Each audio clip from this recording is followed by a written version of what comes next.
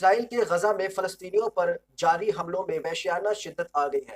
عرب media reports کے مطابق غزہ میں 100 جنگی طیارے بمباری کر رہے ہیں، جبکہ ٹینکوں اور توپوں کے ذریعے بھی بمباری کی جا رہی ہے، جس کی وجہ سے ہر طرف تباہی اور آگ لگی نظر آ رہی ہے۔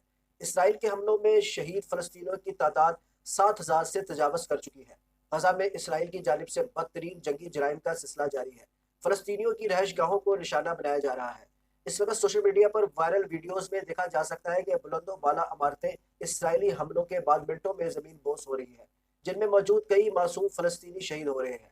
یہ تو نہتے فلسطینیوں کی فریاد اور آہو زاریہ ہے، جن سے یورپی یونین کا کوئی واسطہ نہیں۔ انسانیت کے علم بردار اور انسانی حقوق کے جھوٹے دعوے داروں کے لیے فلسطینی تو شاید انسان ہی نہیں، شاید عالمی ضمیر بے حسی کی چادر اوڑھے سو رہا ہے، اور اسے بے گناہ نہتے فلسطینیوں کا لہو نظر نہیں آ رہا۔ فلسطین پر ہر روز آتش و آہن کا نیا کھیل کھیلا جاتا ہے۔ معصوم بچوں، جوانوں، بوڑھوں اور خواتین پر زیادتی، قتل و غارت گری کا ہر حربہ استعمال کیا جا رہا ہے۔ گویا علام و مصیبت کی نہ ختم ہونے والی شب ظلمت چھائی ہوئی ہے، جبکہ صبح نمودار ہونے اور دن کے اجالا بڑھنے کے باوجود فلسطینی عوام کی زندگیوں میں اندھیرے ہے۔ کوئی نہ کوئی زندگی کی آخری سانس پوری کر رہا ہوتا ہے۔ ہر صبح ان کی زندگی میں خوشیوں کے بجائے افسردگی اور مایوسی کی نوید لے کر آتی ہے۔ 7 اکتوبر کو حماس کی جانب سے برسوں سے جاری اسرائیلی مظالم کا غیر متوقع اور سخت رد عمل دینے کے بعد سے اسرائیل کو اہل غزہ پر قیامت برپا کرنے کا بہانہ ہاتھ آیا ہے۔ چنانچہ حماس کے رد عمل کی بنیاد بنا کر وہ اپنے عالمی سرپرستوں کی مکمل تائید اور پشت پناہی سے رات دن صبح دوپہر شام بلا توقف غزہ پر آتش و آہن کی برسات جاری رکھے ہوئے ہیں۔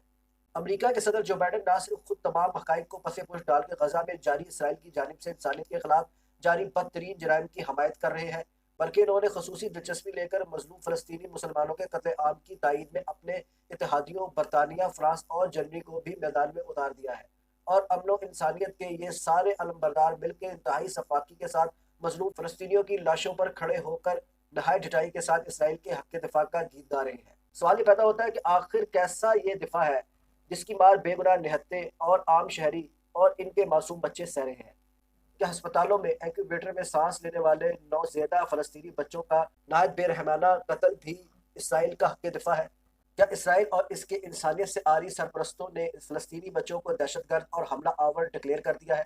اسرائیل اور اس کی ریاستوں کا جھوٹا، منافقانہ اور انسانیت سے عاری بیانیہ اس قدر بوگس ہے کہ آخر کار اقوام متحدہ جیسے بحث ادارے کے سربراہ کو بھی چیخ کر بتانا پڑا کہ اسرائیل کی کارروائیاں عالمی قوانین کے منافی ہیں۔ اگرچہ یہ تلخ حقیقت بیان کرنے کے بعد اسرائیل نے بیچارے گوتیرس کو اپنی بات واپس لینے پر مجبور کر دیا ہے، حق کے دفاع کے نام پر اسرائیل کو اہل غزہ کی نسل کشی کا سرٹیفکیٹ دینا بدترین انسانیت دشمنی اور فلسطینی بچوں کے قتل عام کی سند دینا ہے۔ نیتن یاہو اس وقت جن شدت پسند دائیں بازو والی سیاسی طاقتوں کے ساتھ حکومت کر رہے ہیں، وہ فلسطینی علاقوں کو فلسطینی باشندوں سے خالی کروا کے وہاں یہودی بستیاں تعمیر کرنے پر مصر ہے۔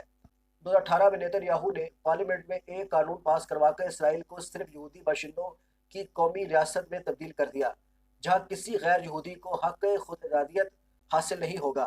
یہودی آباد کاروں کے لیے نئی بستیاں تعمیر کرنا ریاست کا قومی فریضہ بنا دیا گیا، مطلب یہ کہ فلسطینی زمین ضبط کرنے کا لائسنس حاصل کر لیا ہے۔ امریکہ نے اوسلو معاہدے کو سبوتاژ کرنے میں کوئی کسر نہیں چھوڑی۔ سابقہ صدر ٹرمپ نے یروشلم کو اسرائیل کی راجدھانی تسلیم کر کے یہ ثابت کر دیا کہ امریکہ دیانتدار ثالث نہیں بلکہ سنیوں کا طرفدار ہے۔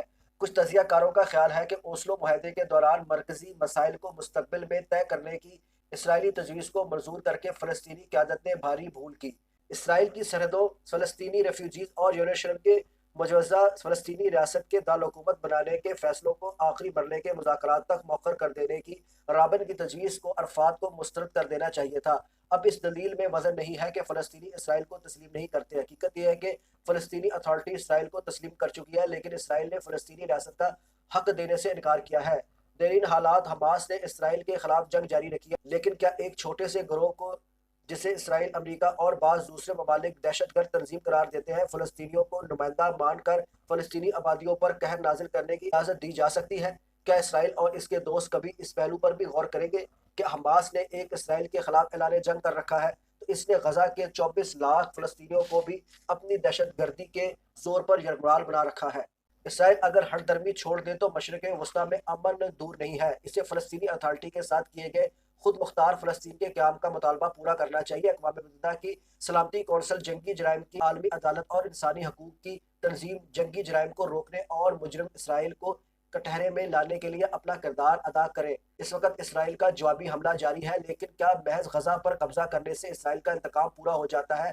اس کی انا کی تسکین ہو جاتی ہے اور مقامی سیاست کی ضرورت بھی پوری ہو جاتی ہے؟ ایسا کرتے ہوئے حماس کے ساتھ فلسطینی عوام کا خواہ کتنا ہی بڑا قتل عام کیوں نہ ہو جائے، وہ اسرائیل کے لیے کوئی بڑا مدعا نہیں ہوگا، لیکن اس کا رد عمل عرب دنیا میں ضرور ہوگا۔ اس کا رد عمل انہیں متحرک کر دے گا اور یہ تحریک اب امریکی سرپرستی میں نہیں رہے گی۔ حماس کے حملے کا یہی مقصد ہے اور اس میں فلسطین کا کوئی مفاد پورا ہوتا نظر نہیں آتا۔ بدقسمتی سے ماضی میں عالمی طاقتیں فلسطینیوں پر اسرائیلی قبضے اور ظلم و ستم کو دوام اور حمایت مہیا کرتی رہی ہے۔ سابق ٹرمپ انتظامیہ نے تو حد کر دی، اس نے امریکی سفارتخانہ تل ابیب سے مقبوضہ بیت المقدس منتقل کیا، فلسطینی رقبے پر یہودیوں کی مزید بستیاں تعمیر کرنے کی حوصلہ افزائی کی۔ امریکی سلامتی کونسل اپنے ویٹو کا استعمال کر کے اسرائیل کو کئی بار اقوام متحدہ کی قراردادوں کی خلاف ورزی، فلسطینیوں کے خلاف تشدد، ان کی زمینی ہتھیارنے، ان کے مکانات منہدم کرنے، انہیں بے دخل کرنے اور یہودیوں کی غیر قانونی آبادکاری پر مذمتی قراردادوں، پابندیوں اور سزا سے بھی بچاتا آیا ہے۔ اقوام متحدہ کے ذرائع نے اعلان کیا ہے کہ غزہ اور مغربی کنارے کے علاقے میں کوئی محفوظ جگہ نہیں ہے۔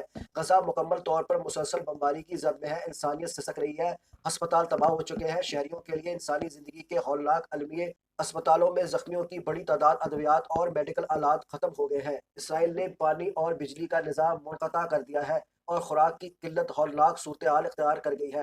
اسرائیل تمام عالمی قوانین اور عالمی انسانی حقوق چارٹر کی پامالی کے جرائم کا ارتکاب کر رہا ہے۔ جنگی جرائم کا ہاتھ روکنا عالمی برادری کا فرض ہے۔ اس تنازع کو مستقل طور پر حل کرنے کے لیے غاصب کو غاصب اور مظلوم کو مظلوم تسلیم کرنا اور ظالم سے مظلوم کو اس کا حق دلانا لازمی ہے، لیکن فی الوقت جن طاقتوں کے ہاتھوں میں دنیا کی باغ دوڑ ہے وہ خود اس ظلم اور سفاکی کی حوصلہ افزائی کر رہی ہے۔ فلسطین اسرائیل تنازع میں ظالم اور مظلوم کے فرق کو نظر انداز کرنے کا یہی رویہ برطانیہ سمیت بیشتر ترقی یافتہ اور طاقتور ملکوں کی حکومتوں کا ہے۔